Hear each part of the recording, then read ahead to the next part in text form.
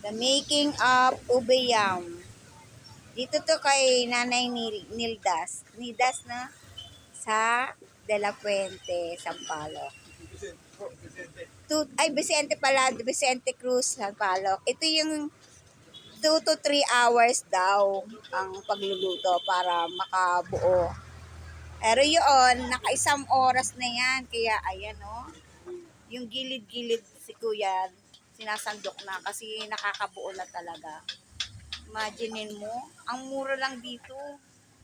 Biro mo all year round. Meron sila araw-araw yan, di ba? Ang sarap naman. Ang laki ng kawa talaga. Yung ibang isang ganyang kawa, ilang ang lamang ube? Hindi mo alam. Ilang kilo? Mga 17 kilos. Dito pala, December lang kami nakakakain sa probinsya ng, ng ube. Dito all year round. Araw-araw pwede kang bumili dito sa Nidas.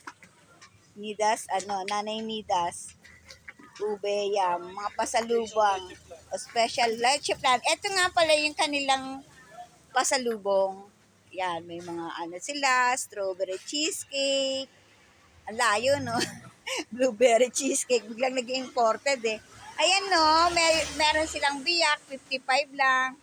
Tapos, ang ube at saka pinagsamang ube and leche plan. Pinagsasama-sama nila. Mura lang dito. O, 55 yung leche plan mismo. 60 yan. Pagka 5 pesos lang ang pagkakaiba. Marami silang mga pagkain dito na pampasalubong. Everyday makakabili ka. Kaya, gusto niyo ng hindi December lang nakakabili ng mga leche plan dito. Marami talaga dito.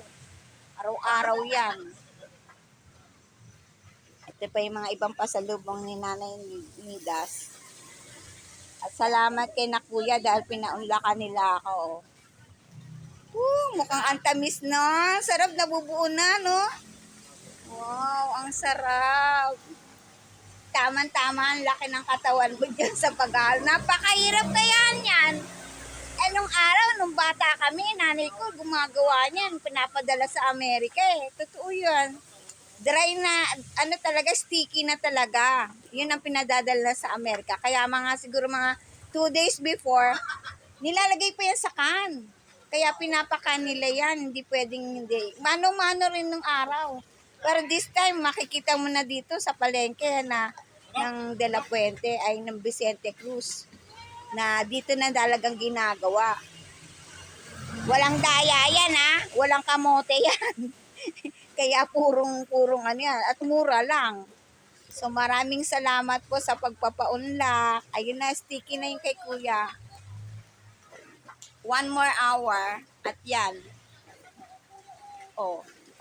Kasi pagka hindi dry ang pagkakaluto, madaling mapanis, ganun. Kita mo. Mauubos yan kaagad. Salamat sa inyo.